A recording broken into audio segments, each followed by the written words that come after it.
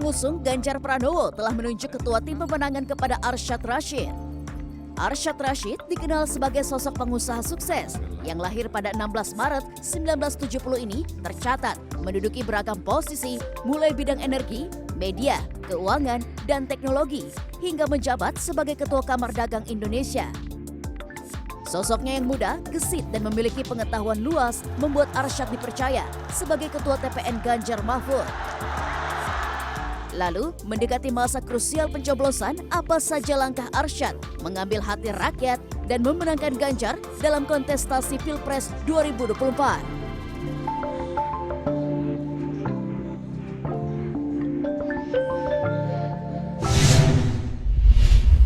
Bersama saya Nova Nayantaka dalam The Politician. Kali ini saya istimewa karena langsung bersama dengan Ketua TPN Pak Arsyad Rashid. Halo Pak, apa kabar? Alhamdulillah baik-baik. Nah, Salam sehat, selamat tahun baru juga. Selamat tahun baru. Wong kita galon nih, artinya nih saya lagi di Sumsel, kampung halamannya Pak Arsyad ya Pak. Gimana nih Pak suasana di Palembang? Apa yang dikangenin nih Pak di sini? Wah, kangen aduh. Yang pertama dikangenin makanan. Karena saya kan gila makanan, jadi gila makan, jadi udah pasti lah mesti makan pempeknya, mesti makan belido di sini, mesti makan apa namanya nanti pindang, waduh segala macam makanan coba pokoknya ya, Pak? harus coba Berarti karena makanannya nikmat, lemak kata di sini. Kita harus coba nanti. Sebelum kita coba, pengen tanya-tanya sedikit nih Pak tentang gimana nih Pak langkah dan juga strateginya nih Pak. Ini kan sudah memasuki masa-masa krusial jelang pencoblosan. Gimana Pak? Ini tinggal 40 hari lagi. Betul. Kalau bicara strategi mungkin harus disimpan. Tapi kalau bicara langkah boleh. Ini tinggal 40 hari lagi. Jadi memang apa yang kita lakukan adalah kita ingin melakukan konsolidasi ke dalam dan supaya balik-balik apa akar rumput ceritanya. Itu apa? Balik-balik adalah kita harus pergi ke rakyat, mengetuk hati rakyat ya, menjelaskan pada rakyat bahwa siapa itu Mas Ganjar, siapa itu Pak Mahfud, program-program akan dibuat oleh Mas Ganjar dan Prof Mahfud, karena kami percaya bahwa bila mana rakyat mengenal siapa itu Mas Ganjar, siapa itu Prof Mahfud, dan apa yang mau dilakukan oleh mereka berdua, pastinya mereka memilih. Karena apa? Saya rasa Mas Ganjar itu kami percaya bahwa itu adalah pemimpin rakyat dan presiden rakyat. Oke. Menarik Pak berbicara mengenai tadi Bapak bilang turun langsung. Nah kita ini kan sudah di desa di salah satu Kabupaten Sumatera Selatan Palembang ya Pak ya, yang bisa dilihat bisa dikatakan masih agak tertinggal. Dan saya kan nantang Bapak ini kayak ada Pak Petani, kita langsung tanya aja ya, karena butuh masukan kan Pak?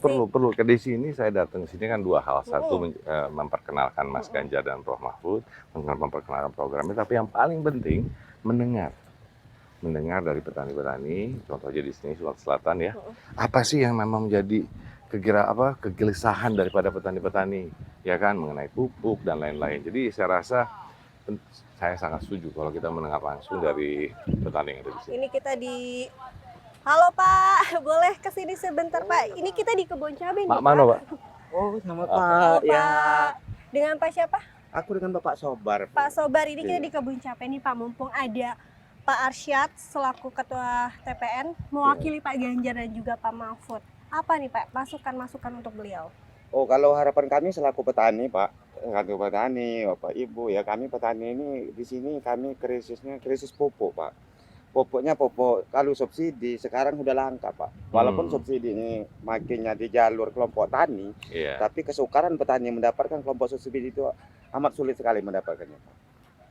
Pak, Gitu. itulah Jadi harapan kami kalau Pak Ganjar terpilih, mudah-mudahan kami tidak dipersulitlah masalah pupuk subsidi untuk kelangkaan pupuk ini Pak. Pak, itu masukan yang paling ini pada, makanya Mas Ganjar itu ada namanya KTP Sakti untuk bicara tadi ya. Memang ada orang bilang katanya nanti kalau Mas Ganjar jadi nggak ada bansos katanya. Enggak, malahan kita ingin memberikan lebih banyak lagi bansos dan lebih merata. Ya kadang-kadang kan saya masih mendengar juga Pak, ada beberapa yang mengatakan saya nggak dapet gitu ya.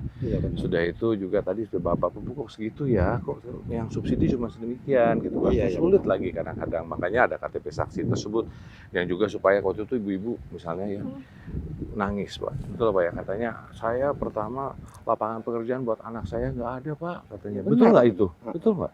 Betul Pak, susah katanya. Memang susah. Anakku sekarang S2 Pak, belum dapat pekerjaan. Jangan kan. Nah itulah makanya juga Mas Ganjar melakukan program lapangan kerja Pak yang 17 juta ya. Dan itulah Mas Ganjar itu saya nggak bilang, kita orangnya dia bukan mau janji. Tapi adalah apa yang sudah dilakukan, bayangin di Jawa Tengah 1 juta diciptakan oleh Mas Ganjar. Bayangin kalau seluruh Indonesia berapa banyak lapangan Itulah pekerjaannya. Pak harapan kami. Itulah. Daerah terpencil gitu harapan kami, presiden yang itu yang mau kami pilih Pak. Iya itulah makanya. Satu lagi Pak. Apa lagi? Seluruh selama ini Pak, pemimpin-pemimpin dari tim sukses dari kubu mana Pak ya Pak, Iya Pak. belum datang, baru Bapak yang datang ke sini. Wah alhamdulillah Pak, alhamdulillah. Baru Bapak yang datang ke daerah terpencil seperti ini. Alhamdulillah. Karena tadi Pak ini kan pesan dari Mas Ganjar, karena Mas Ganjar dan Prof Mahfud dua-duanya itu datang dari desa Pak. Benar. Ya kan, mereka bisa berhasil sekarang ya menjadi tokoh nasional, tapi mereka selalu ingat bahwa asal kami dari desa. Makanya Mas Ganjar kan selalu, kalau Bapak lihat dong, belusukan, datang-datang, tidur di tempat rakyat Pak, bersama-sama di rumah kan, sama-sama. Karena dia bilang, saya nggak mau kehilangan perasaan, supaya saya nggak lupa bahwa saya datang dari sana. Jadi, makasih ya Pak. Saya Pak, terima kasih Pak. Terima kasih. Insya Allah Pak ya, lebih Iya, sejahtera pemuda kita, Indonesia terbesar lebih baik bangsa Pak ya. datang ke sini Pak ya. Amin. Amin. Makasih ya Pak ya. Berarti tadi ya Pak lihat kenyataannya, ternyata masih banyak masyarakat yang tadi kalau Bapak itu sempat bilang belum mengenal secara langsung, tapi dengan Bapak datang merasa punya ikatan, akhirnya bisa didengarkan, karena didengarkan itu sangat penting begitu ya Pak. Sangat penting, karena tadi apa sih yang bisa disuarakan? Mereka ingin didengarkan juga supaya tadi tiap hari mereka bekerja dan lain-lain, hidupnya bagaimana, ya kan, istrinya, anaknya dan semua itu adalah bagian dari seluruh kegelisahan masyarakat. Jadi, nah inilah tugas kita bersama bergotong royong, namun balik-balik tadi bahwa itulah saya bilang bahwa jangan salah pilih. Kalau buat saya sudah dua pilihan saya Ganjar dan Mahfud, karena tadi penting sekali pemimpin yang mendengarkan suara rakyat dan lebih lagi merasakan suara rakyat. Jadi karena akhirnya mesti kemana? Dia mesti datang ke akar rumput ya, seperti Pak Jokowi lakukan. Tapi Mas Ganjar lebih dari itu juga, malah beliau tinggal bersama rakyat, kan ingin merasakan itu semuanya. Jadi 3 keunggulan Pak Ganjar Mahfud apa nih Pak? Kalau secara singkat kita bisa rangkum. Intinya adalah begini, kalau kita dalam menentukan satu pemimpin, ada dilihat dari 3 hal. Pertama, personality, values ataupun nilai-nilai, dan juga track record. Ya, nah lihatlah, saya nggak mau mengcompare sama yang lain, tapi saya ingin mengatakan bahwa yang kita memerlukan personality yang sekarang ini harus energetik. Kenapa? Waktu kita sempit. Pak Jokowi selalu mengatakan 13 tahun, betul.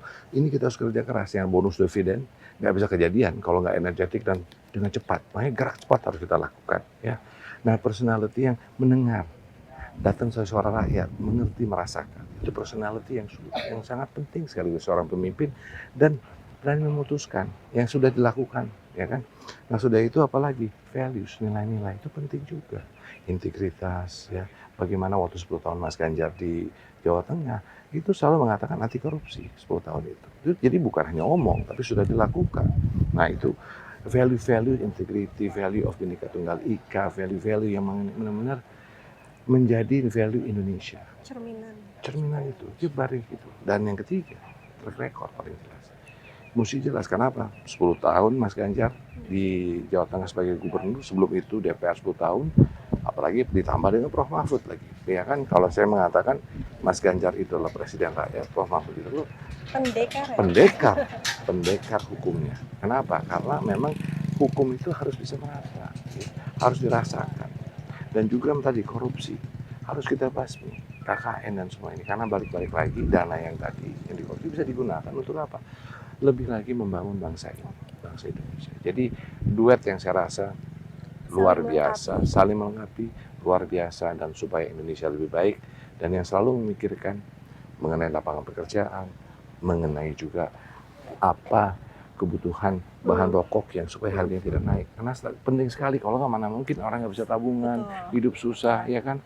Pekerjaan kalau anaknya nggak kerja gimana? Sama aja bohong loh. Tahu nggak apa yang Mas Ganjar dan Prof Mahfud lakukan untuk persiapan? Belusukan, mendengarkan, bertanya langsung, Pak, Bu, ya kan adik-adik, ini nih saya mau ini, Pak, bagaimana ya? Gitu. Lalu mendengarkan dari civil society semuanya, karena tadi mendengarkan itu penting.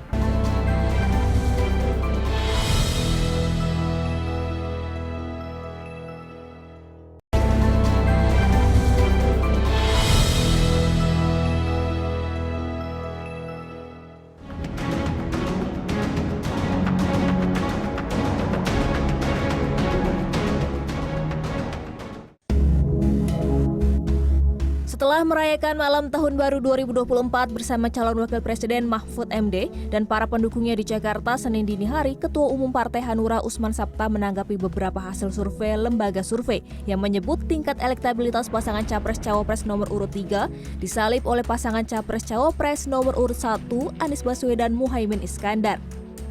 Salah satu survei yang menunjukkan fakta tersebut yakni LSI Deni JA.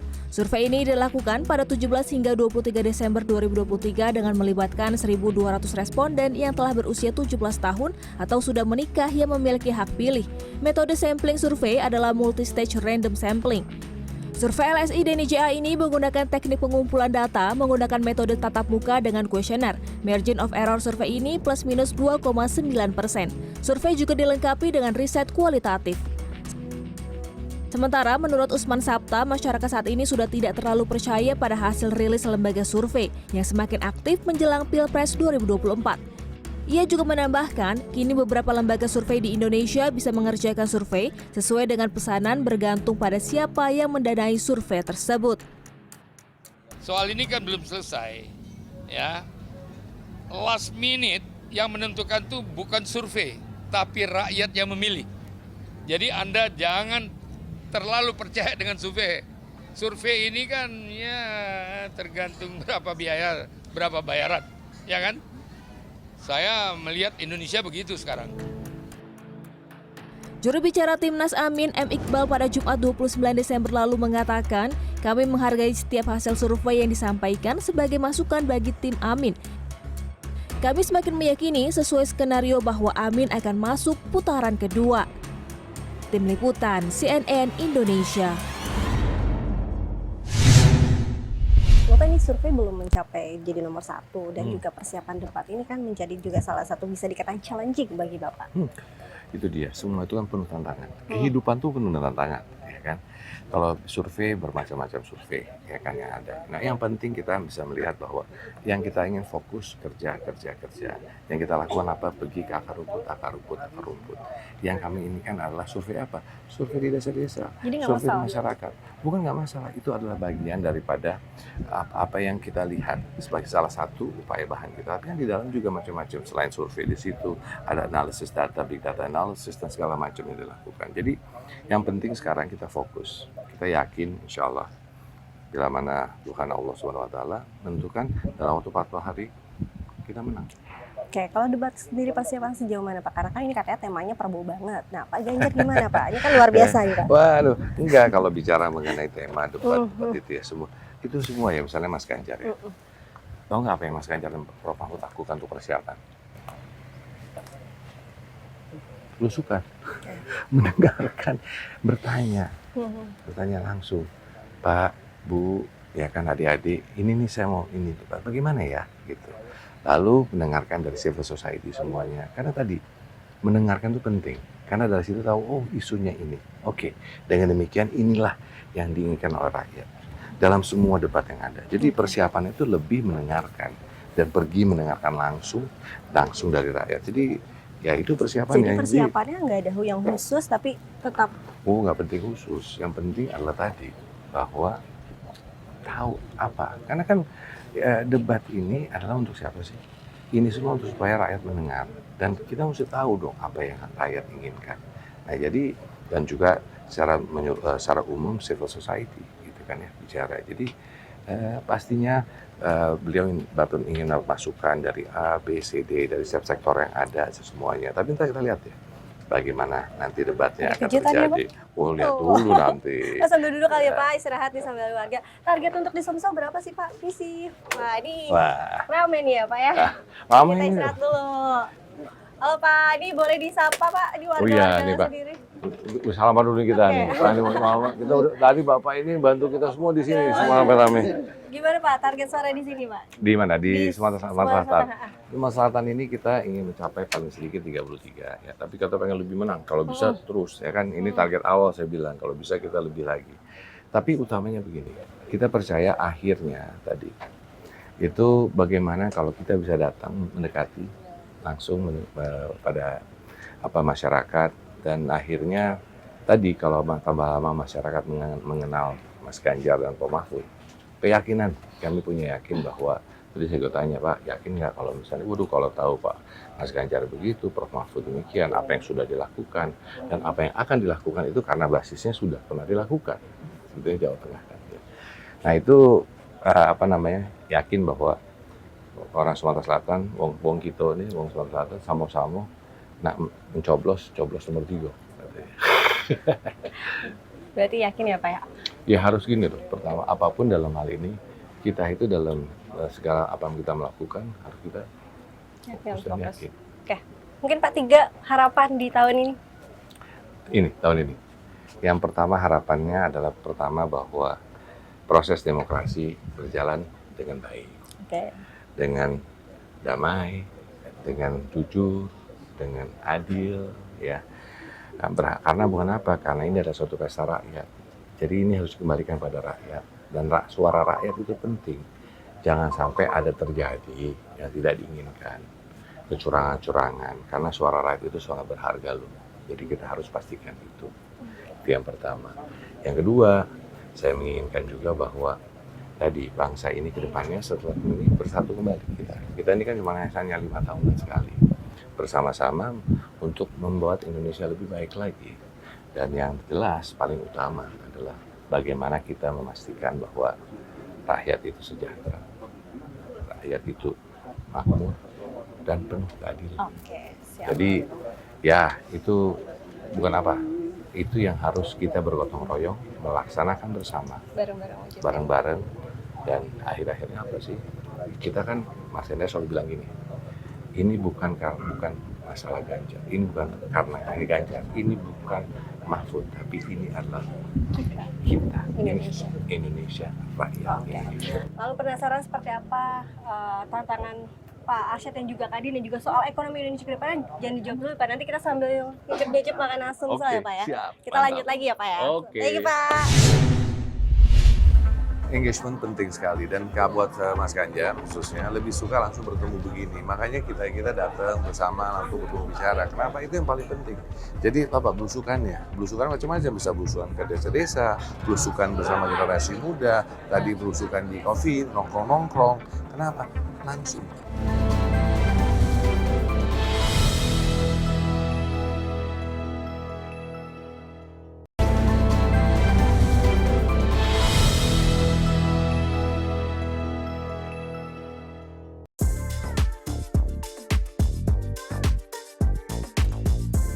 Ganjar Mahfud.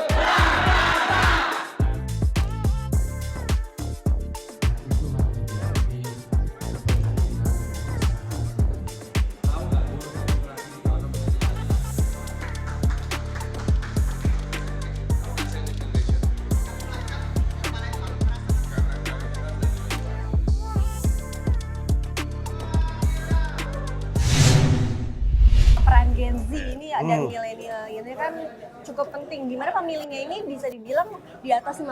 Nah, seperti apa nih Pak? Penting, Caranya. tapi tadi bagian generasi muda itu buat kita adalah bukan komoditas. Generasi muda itu adalah bagian daripada proses, yaitu apa? Ingin kita maju bersama.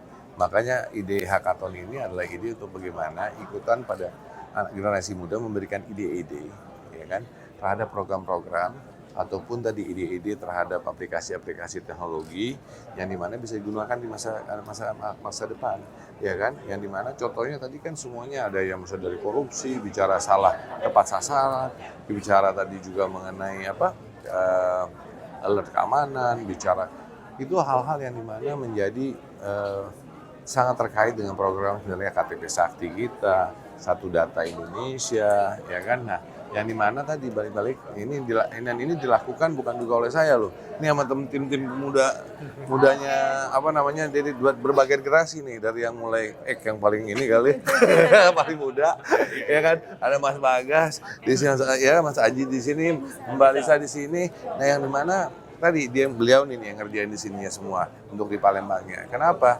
Harus datang dari muda untuk yang muda bersama-sama. Dan ini adalah bagian daripada, dan kita inginkan bahwa program hackathon ini tidak stop hanya untuk pemilihan ini aja. Tapi ini adalah bagian daripada tadi, seperti nongkrong bersama, ini ide bersama, supaya ide-ide keluar. Anak-anak muda diajak, generasi muda untuk ikutan memikirkan solusi untuk bangsa ini. Nah, kita langsung tanya aja nih ya Pak sama Tanyain salah satu. dong. Kita bareng-bareng ayo Pak. Ayo Ini dong. dari boleh dikasih tau Pak ini dari Halo. mana? Idenya apa? Boleh Duduk, agak mau duduk aja. Duduk aja. Gak apa-apa, Pak. oke. Ini dari mana nih Pak tadi? Nah, coba tanyain langsung. Dari mana nih Mbak? Idenya apa tadi? Dari IPB dan dari industri. Kolaborasi ya. Boleh mungkin di sebelah saya kali ya, biar kelihatan kamera ya sini. Oh, sama-sama. Nah, sini Bapak, sini Pak. Ayo. Nah, boleh ceritain idenya seperti apa? Kenapa milih ide itu? Kan ini bisa jadi masukan ya Iya, buat betul. nanti Pak Ganjar sama Pak Mahfud. Jadi kita ngambil tema pelayanan publik, di mana kita fokusnya itu di dinas sosial, di Kementerian Sosial kita fokusnya pada bantuan sosial, bansos, yang dimana kita setelah riset ternyata kebanyakan bantuan sosial yang disebarkan itu tidak tepat sasaran. Dalam artian banyak sekali data yang tumpang tindih, kemudian banyak sekali data yang ketika di-input, oh ternyata orangnya udah nggak ada, oh ternyata orangnya udah kaya raya misalnya gitu, jadi tidak tepat sasaran ketika membagikan bantuan sosial. Nah, aplikasi yang kami buat itu adalah aplikasi centralized, di mana kita pengen semua data pemerintah itu ada di dalam satu aplikasi, dan di mana kita juga pengen ketika adanya uji kelayakan bantuan sosial itu sendiri. Makanya nanti di aplikasi itu ketika kita pencet misal PKH, BST dan lain-lain, kita klik di sana, maka langsung muncul layak atau tidak layak dia menerima bantuan. Di mana formulasi itu didapatkan dari data yang sudah kita input gitu. Jadi kita Tuh bayangin itu sama di visi misinya Mas Ganjar dan Pak Mahfud, satu data Indonesia. Berarti sinergi. Sinergi. Ada kesulitannya nggak Pak? Karena kan gini, kalau di beberapa kementerian untuk bank data aja kita masih berantakan. Nah, itu gimana nih Pak challenging-nya? Ada strateginya, Oke, ada. apa Makanya tuh, Pak? pilih dulu Mas Ganjar. Nah, dari Gensi. Itu yang step 1 memang. Iya dong, Udah- dibukanya Iya, dikit-dikit. pencoblosannya kan udah bentar lagi ya, udah masa-masa krusial dari Gen Z atau kaum muda. Mau apa yang disampaikan ya, mumpung ada sosok Pak Arsyad langsung ya.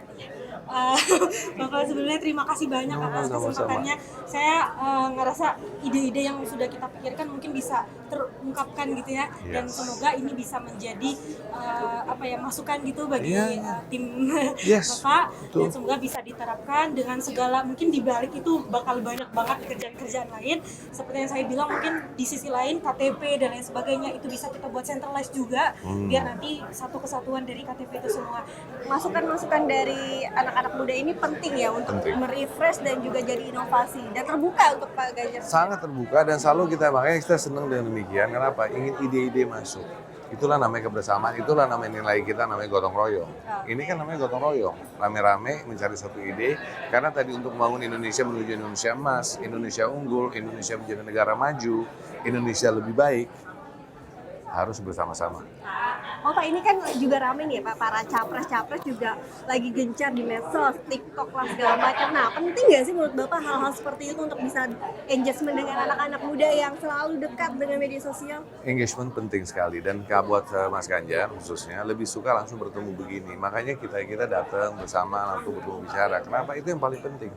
Jadi apa belusukannya? Belusukan macam-macam, bisa belusukan ke desa-desa, belusukan bersama generasi muda, tadi belusukan di coffee, nongkrong-nongkrong. Kenapa?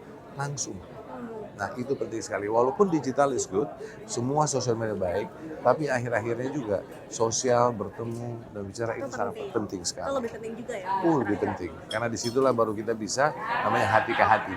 Berbicara mengenai Pak Arsyad juga tidak jauh dengan ekonomi. Seperti apa nih Pak? Apa yang harus dilakukan pemimpin ke depannya agar ekonomi di Indonesia ini lebih baik Pak? Makanya saya selalu mengatakan bahwa yang harus kita harus tepat memilih siapa pemimpin ke depan itu. Karena apa? Tadi ekonomi Indonesia bisa menjadi negara maju. Tapi untuk menjadi negara Indonesia maju, Indonesia harus unggul. Makanya supaya Indonesia bisa lebih baik daripada hari ini. Nah, balik itu, saya melihat Mas Ganjar itu adalah sosok yang bisa membawa Indonesia itu seperti apa yang sudah dilaksanakan oleh Pak Jokowi sekarang ini, bisa dilanjutkan oleh Mas Ganjar, karena saya yakin, balik lagi Mas Ganjar itu datang dari desa, suara rakyat, merasakan rakyat, dan ekonomi itu apa sih? Mulai itu dari desa. Akhirnya untuk semuanya, dan balik-balik lagi adalah apa? Kita perlu yang satset, gitu, apa yang cepat, karena waktunya sempit sekali. Dan untuk kita menuju ke Indonesia yang lebih baik, Indonesia menjadi negara maju, Inilah yang harus kita lakukan dengan gerak cepat. Apalagi anak-anak muda sekarang. Bayangin, hackathon ini dikerjakannya dalam waktu berapa jam tadi? 5 jam. 5 jaman. Itu kan satset, itu cepat. Biasanya hackathon hanya berapa hari? 3 hari ya? 2 hari, 2 hari, 3 hari. Ini apa? Ini bagian daripada satset. Oke, lalu Pak ini apakah dalam debat-debat nantinya juga akan melibatkan masukan-masukan dari milenial? Seperti apa sih contoh masukannya Pak? Masukan dari milenial semua ini penting sekali. Makanya kita akan memilih semuanya. Nanti kita mengatakan mana nih, gitu kan ide-ide ini. Dan ini akan dilakukan di berbagai kota lainnya juga. Jadi supaya benar-benar tadi pembangunan pemerataan juga jelas, bukan hanya di Jakarta, tapi ini di Palembang, di Denali. Karena kenapa? Inovasi yang ada oleh generasi muda itu hebat loh, luar biasa dari Sabang sampai Merauke. Siap, dari ntar kita lihat lagi ya Pak Yes, kita lihat Thank lagi. you Pak. Thank you.